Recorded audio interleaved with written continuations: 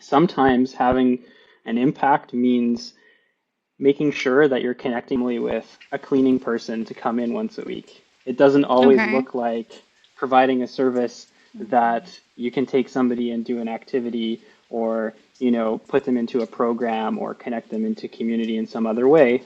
Just thinking about what are the 3 or 4 or 5 most important qualities and characteristics of the job that I want that's going to support what I value and what matters most to me and to the people that are valuable to me. Welcome to the Hired Hub podcast, your ultimate guide to mastering the complexities of remote work and pushing your career forward. Whether you're tuning in from the busy streets of Latin America or any corner of the globe, we're here to give you tools and insights to succeed in today's dynamic job market. I'm your host, Gaby Morales. And I am your co-host, Jess Torres. If you're a recent graduate eager to leave your mark or a seasoned pro looking to redirect your career, you can join us as we explore the endless possibilities of remote work and career growth. Get ready to unlock your full potential with the Hired Hub podcast.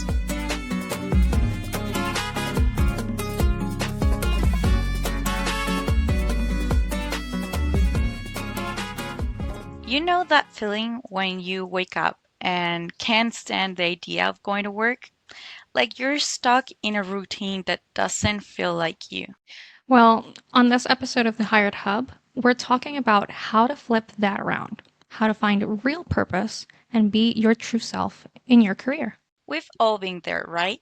Stuck in jobs that just feel like, jobs. But what if your career could be something more? What if it could reflect who you really are? And what if you can care about it? Right. So that's what we're diving into today. And to help us out, we've got a very special guest, Eitan Markus, a career coach who helps people find more meaning in their work. We're going to chat about how aligning your values with your job can make work not just bearable, but actually fulfilling. Etan's insights will help you understand the needs of your employers and how can improve your own profile and work life. Together, we'll dive into what it means to present yourself more authentically in your career and how to use your personal values to guide your job search. If you've ever felt lost or disconnected from your career, this episode is definitely for you.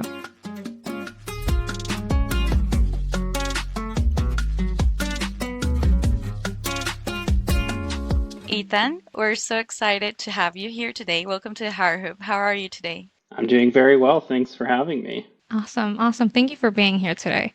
Before we get started, can you tell us a little bit about your work with organizations from different industries? Sure. Before I became a coach and started a business helping people navigate their next big thing, including their careers, I spent a long time in the corporate consulting world where I helped different organizations across different industries in the public sector, in the nonprofit sector, um, and in other industries in order to better understand who their customers are and how they can design better products and services for those customers. So I like to say that I've kind of touched every industry at this point. I can't think of a single one that I haven't done just yet, but a lot of it has been in customer facing type of industries where there's a digital product or a service or both. Well, that's interesting. Well, and I guess we can also start approaching what people are mainly here to hear about, and it's finding purpose and meaning in your day to day, especially when it comes to work. So, my question is, how can we find purpose in our work life? And do you think it's so important for remote workers to align their work with personal meaning? I think it's super important that people are able to find careers that align with their values. And when they do that, they experience more meaning and more purpose in their day to day. And there are people who have said that when you feel burnt out, a lot of the time, it's not so much always because you work too much or the demands of the job are too high. It's actually because your values are out of alignment. You might be doing work that doesn't feel like it fits with who you are authentically, or what it is that you want to do, or the impact that you want to have in the world around you. So I think it's really critical if you have that opportunity. Of course, not everybody does. Sometimes they have to work jobs that maybe don't align with their purpose. But if you have that opportunity and you can spend the time to be really intentional about what matters most to you and the kind of impact that you want to have in the world, and then find either organizations or start businesses that allow you to do that, your satisfaction will most definitely go up. Eitan, do you think that purpose is directly connected to what you want to do, or that you can sometimes find purpose even in the jobs or the activities that maybe you didn't dream of doing 10 years ago or when you were a kid? That's a great question. I think our definitions change over time, and what success looks like today might be completely different from what success looks like 5, 10 years in the future.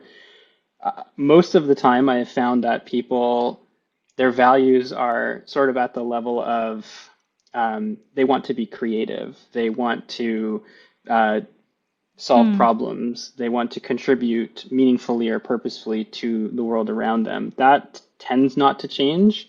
How they manifest that in the career that they have might change. So they might, maybe when they were a kid, they dreamed of being a firefighter or a doctor. And then Right. after they go through school or they choose to go and do a college program, they serve other people in a completely different way. Right. Right. I ask it because really just drawing from my personal experience, I work in operations. I used to work in marketing. Before that, I have a degree in journalism, which is when you look at all those things together, I'm like, well, I wanted to be a journalist and here I am working in operations. Yet I found a way to enjoy my job and to really find purpose in it because for a long time I was in that position where I was like, I was frustrated because I was doing something that I didn't initially intend to do. So I had to let go of that expectation of, end up doing what you dreamt of doing when you were a kid, like, to be a journalist. Hmm. And from that, I was able to find purpose because, again, like you say, and it aligns perfectly with what you're saying of aligning to your values. Still, what I've found in this job and the purpose that I found is that I can still help people, that I can still communicate, and then that I can still be helpful in many areas.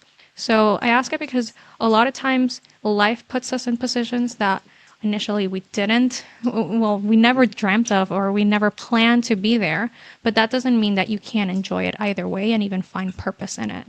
That's a really good point. I think it's what you make it, and your mindset about where you are, what you're doing day to day, can really impact whether or not you feel that sense of purpose and that sense of meaning.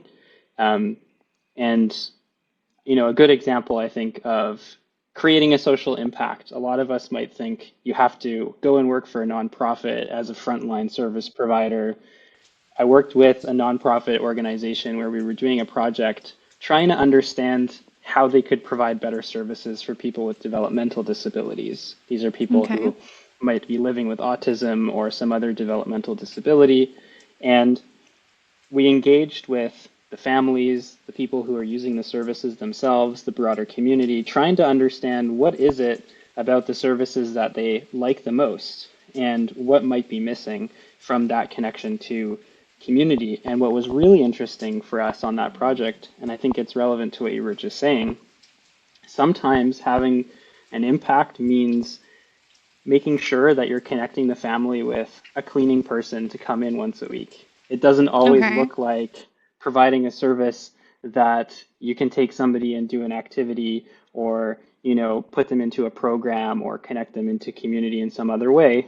You can provide respite to another person and it looks like, oh, you're just paying for a cleaning service, but you might not immediately think you're creating that impact, but actually that is super meaningful to that person because that takes something off of their plate. And so the individual who's providing the cleaning service might think, well, I'm just a cleaner. I'm not really having an impact. My work isn't really that meaningful, but it's about the mindset and the perspective that you have on your job. You're actually providing a service that in some context could mean everything to somebody else. Amazing. I like that example. It's like the purpose of connection. Like really that's Yeah. something that we can feel that we can still find joy in, and it definitely it brings another question for me. Like a lot of people that listen to us are remote workers or are looking for a remote job, and you hear mention an example of, human connections that a lot of times they have to feel tangible. What happens and how can we maintain purpose when we feel isolated in situations and scenarios like remote work can be, like when we feel alone when we're working on at our home, and maybe the kind of collaboration that we have with the teams that we're working is not so tight knit. That's a really good question. I think through the pandemic, a lot of us had to shift to remote working when we were used to going into an office and being around people every day. And I can say even now, I work from home primarily. I hardly ever see clients in person. It's so important that I find other ways outside of work to connect with people around me. Otherwise, you sit behind a computer screen. I'm in Canada, so I can spend the whole week in the winter behind the computer and never leave my home very easily. It can be very isolating and very lonely. And so even in a work context, you might join platforms like Lunch Club, and there are many others. ADP List is another one in the creative community that's very popular, where you can just have a connection for an hour with, or half an hour with another person. It's not about the work that you're doing per se, but you have something in common. Maybe you're both in the same Yeah. industry. Maybe you're curious about the same kind of topics. Maybe you both have a shared passion or hobby. There are ways to find community online that are outside of the work context that'll give you that extra boost in your day.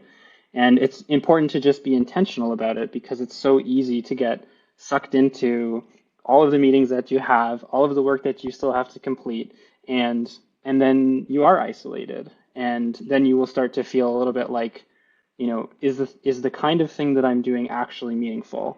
Right. Or, we crave that connection as humans. So I think that's why being intentional and finding it outside of work is just as important as the teams that are structured around remote work in a way that's really intentional in many cultures. I also like to rescue companies that try to do that and like definitely intend to have these kind of spaces inside of work. We know it, as you said, it's something that you have to do intentional after work also, and in your daily life. And yeah, you have to commute with people because it's good for your mental health. So I think that what you said, it's really important being intentional, like understanding that it's part, like a really important part of life, being in surrounded by other people that you can have things in common, but on the other side you will love to learn a little bit more of what they can offer you, and not just because something that they can offer you, but also how you can find purpose between those relationships. So I think that's really important, and what you said, I definitely agree, being intentional. I also know that finding purpose is one of the key factors that drive people into creating the life that they desire. And it helps us walk towards our goals, working as inner compass. So, but there is the thing, like knowing your purpose is just the beginning, right? The real Yeah. challenge is learning how to express that purpose in a way that resonates with others. That's what we were talking about, like how to commute, especially when it comes to our careers. So this is where your personal story becomes so important. Ethan, why do you think it's important for job seekers, especially in today's jobs market, to craft a personal story, and how can job seekers use their own story, to stand out in a remote job search? That is a topic that comes up a lot when I'm talking to people about careers, whether they're looking to move from one job to another or to transition out of the corporate world and start something of their own. What becomes a pattern that I've seen at least, especially with I work a lot with creatives, designers, etc. Um, what becomes a pattern that I've seen is actually that many people will invest in their portfolio, they'll put their project work together, they'll build their resume or their cover letter, but it looks and feels a lot like everybody else's Right. because they want to fit in. Mm, But maybe perhaps it's counterintuitive in the way that we're taught how to search for jobs.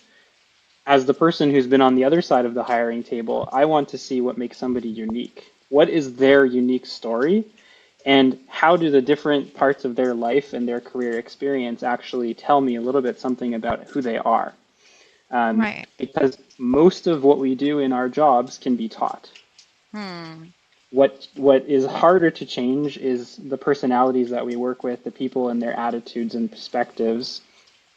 So I almost always recommend that people think about what is the audience that you're trying to get their attention? What kinds of things do they care about? And how can you draw from the most relevant parts of your own experience to tell a more compelling story about who you are?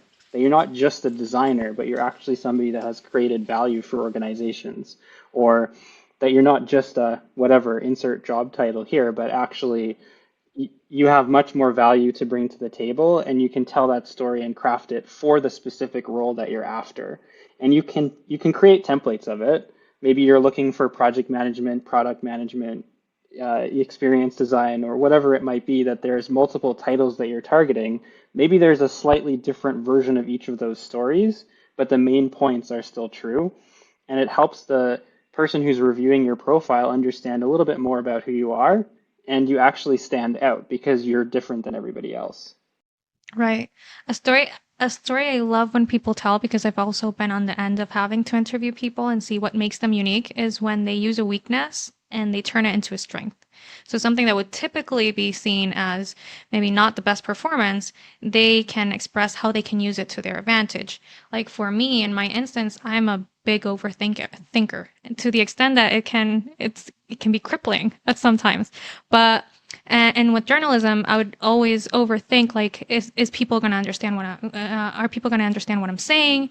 Is this clear? Is this good?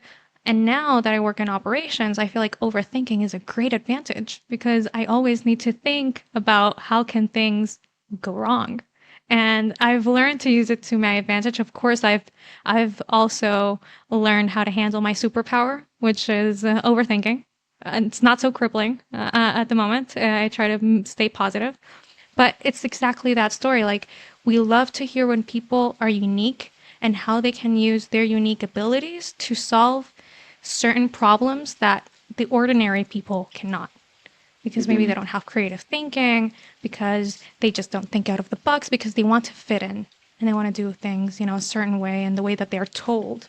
And then to find these people that are like little gems that can actually tell you how their uniqueness is an edge, gives them an edge or gives them, an advantage. I feel like that is a great way to stay authentic and at the same time really find the right business for you, because at the same time it connects again with the purpose. Like, if you find something that you enjoy and at the same time that you're good at and that people value, it's a perfect match. It's the Yeah, perfect formula. But then again, how you do it is you have to be authentic with yourself. Like, you'll never be able to find that if you try to fit in. that's exactly right. And I think what I've also noticed is in myself, because this was my own journey to some extent, but in the people that I'm supporting as a coach, they might have gotten to their place on the ladder in the corporate world. They were excellent at a specific thing, but maybe that actually isn't their authentic self. Maybe there's aspects of them that they've diminished so that they could be successful. They used it as almost like a defense mechanism. So that if I don't show my whole self, if I don't, bring out the weird and whimsical person that I really am, then it'll be easier for me to fit in and I will be able to climb the ladder and perform according to the standards of the corporate world. And that works to a certain extent.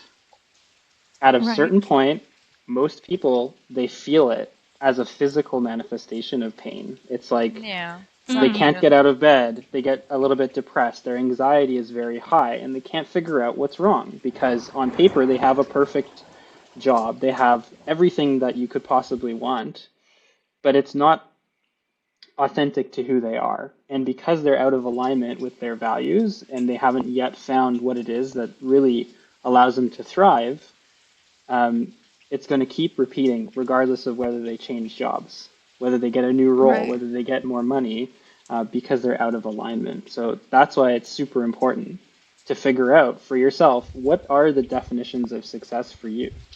Is it flexibility and independence, or is it something else? What are your superpowers? Maybe in one role, overthinking is actually not valued because you need to move quickly and you need to move fast and break things in the sort of like in the startup world. Maybe you're more of a strategic thinker at a systems level, which is incredibly valuable as an operations person. Where do your superpowers align with your values and the kinds of value that you can create for other organizations? That's going to be the key to finding the job that's not only going to compensate you well because you're going to succeed, but also is going to feel really good getting up every day, going to work and enjoying what it is that you do. Right. So in recap, the essence, like the key is to be introspective, be honest with yourself, ask Mm-hmm. yourself why and why you're doing what you're doing, and really if it makes sense. And then find that spot where you feel authentic, where you feel it makes sense to be authentic. I feel like the fact that we're talking about authenticity as a nuance is because it's very common for people to not feel like they can be authentic, like you just mentioned. Mm-hmm. And I don't want to antagonize it, but it's important to understand like why that sometimes happen. You mentioned there like sometimes you don't feel comfortable or you feel like you can escalate better, by fitting in the mold. But what are other barriers that you feel present themselves when people struggle to present themselves in a more authentic manner?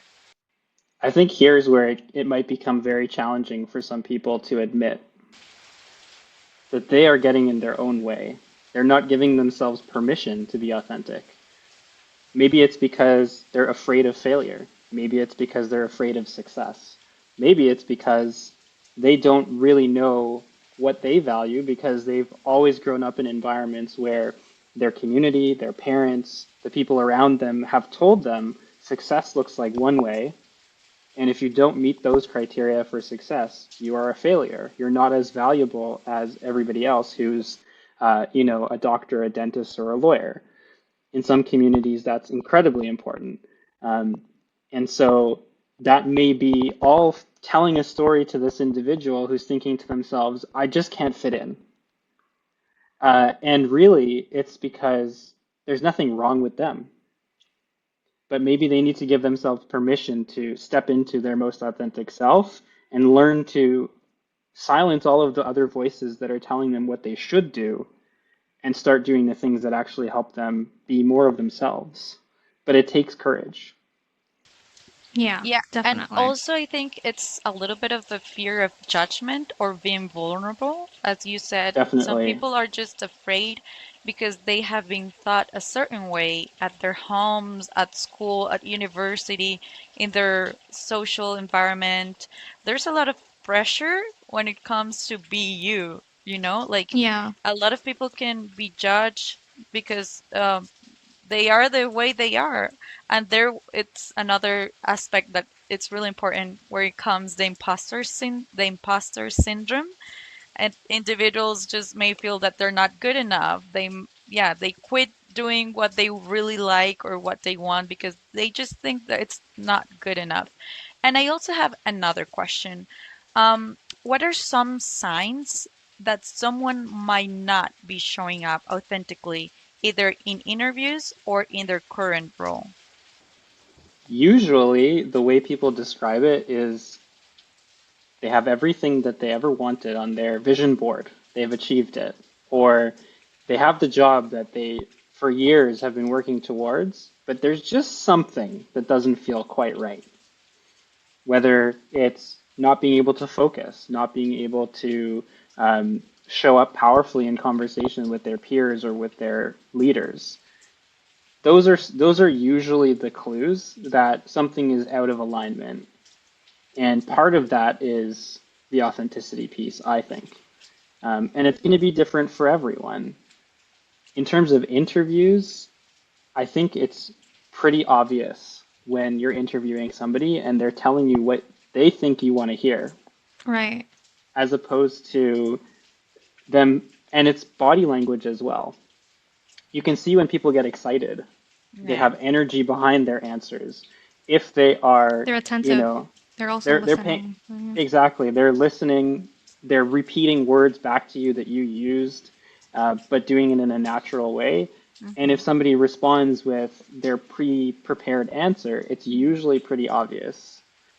I do want to go back to how you started that answer because, again, we asked it like, I guess just asked it from the employer side. Like, how do you know if someone's not being authentic? But I love that you mentioned, like, okay, how do you notice yourself that you're not being authentic? Because sometimes we do it so long that at the end, like we've been doing it for years, especially in our career, if you've been working for many years, that you don't even notice that you're not being authentic and that you're not being true to yourself. So you end up in interviews for positions that you don't like, that you're bored, or in jobs that you don't like, that you're bored. And that's like the cue. Like, I guess, like, if you're feeling that way, maybe it's not directly connected to lack of purpose or to doing a job that you don't want, but it's a good moment to reflect and to actually ask yourself those questions like, why? Why am I doing this? Yeah, Am I happy with this? Is this giving me the meaning that I need? Is this the purpose?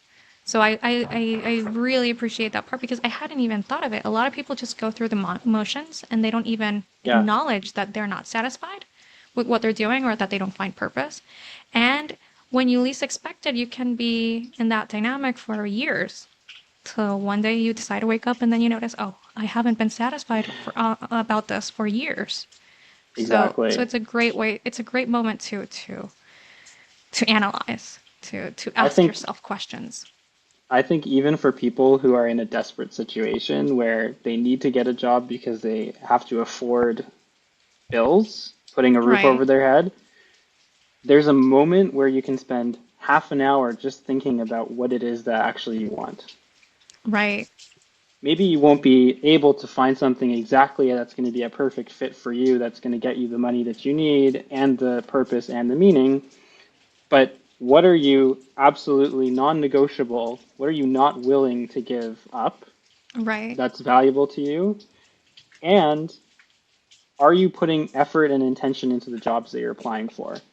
What I have seen as another pattern for many job seekers nowadays, because there's 1,001 job boards that you can visit.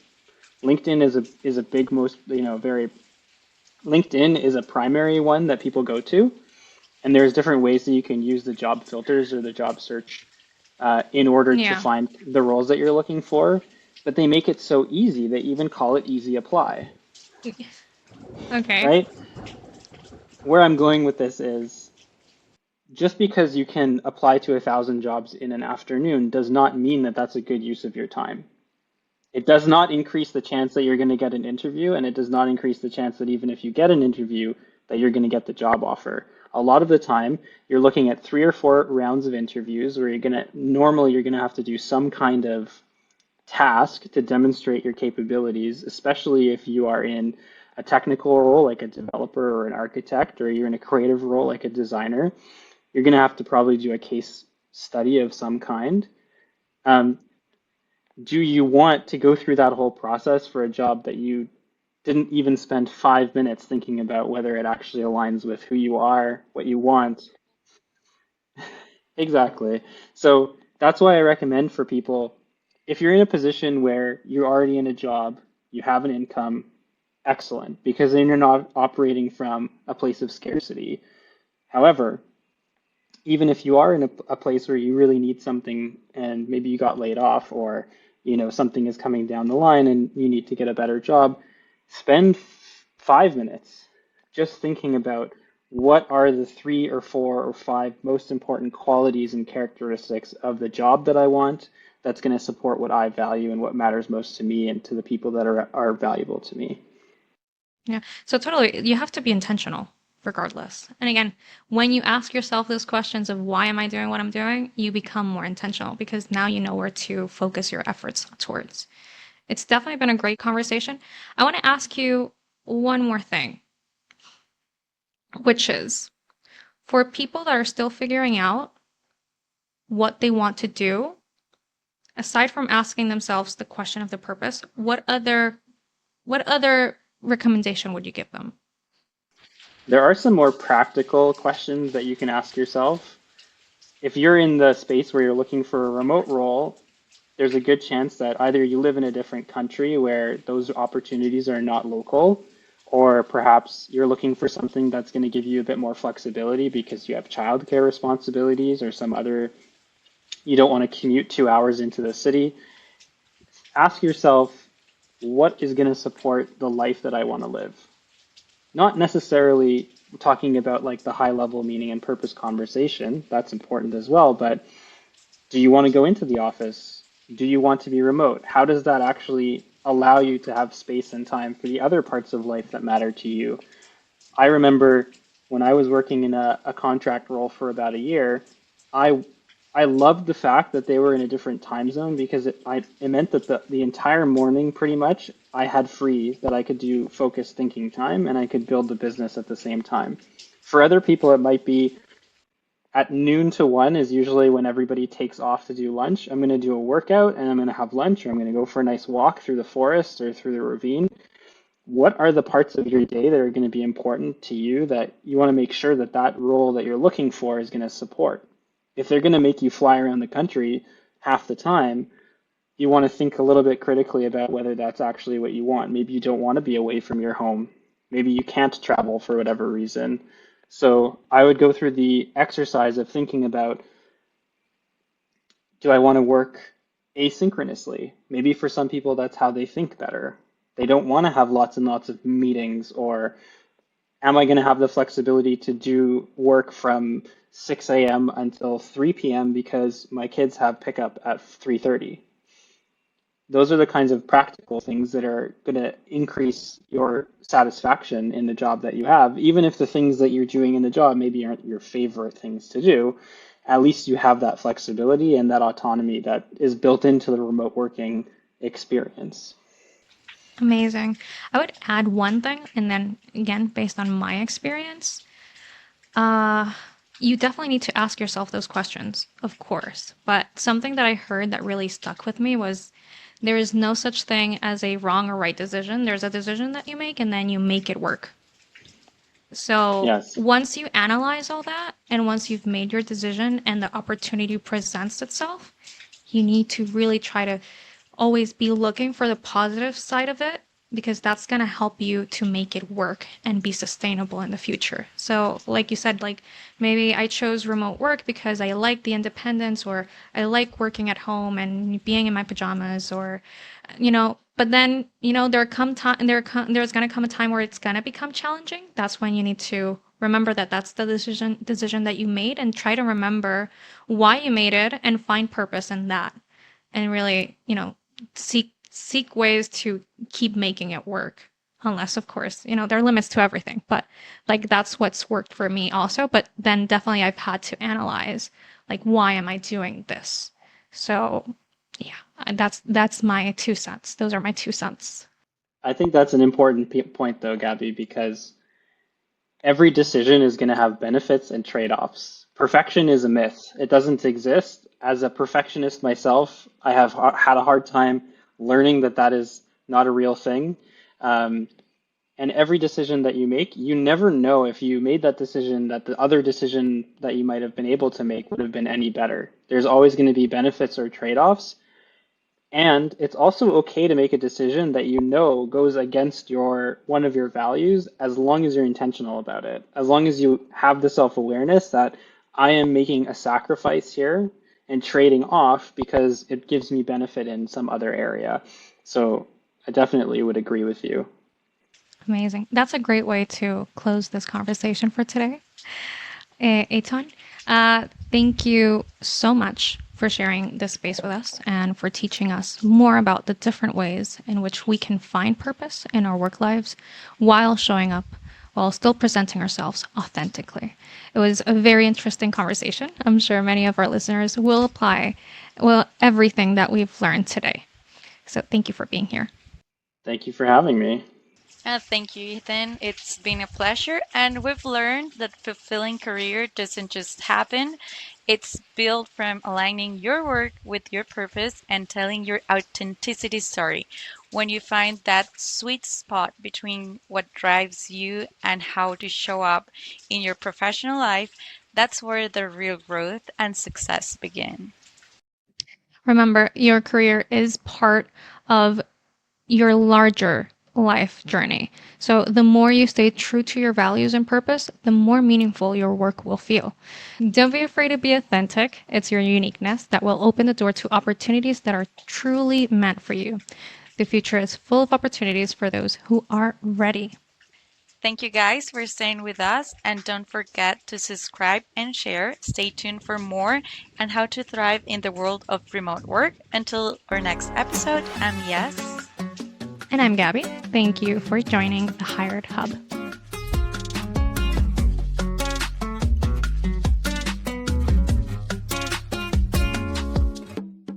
That wraps another episode of the Hired Hub podcast. We hope you found today's discussion empowering and insightful.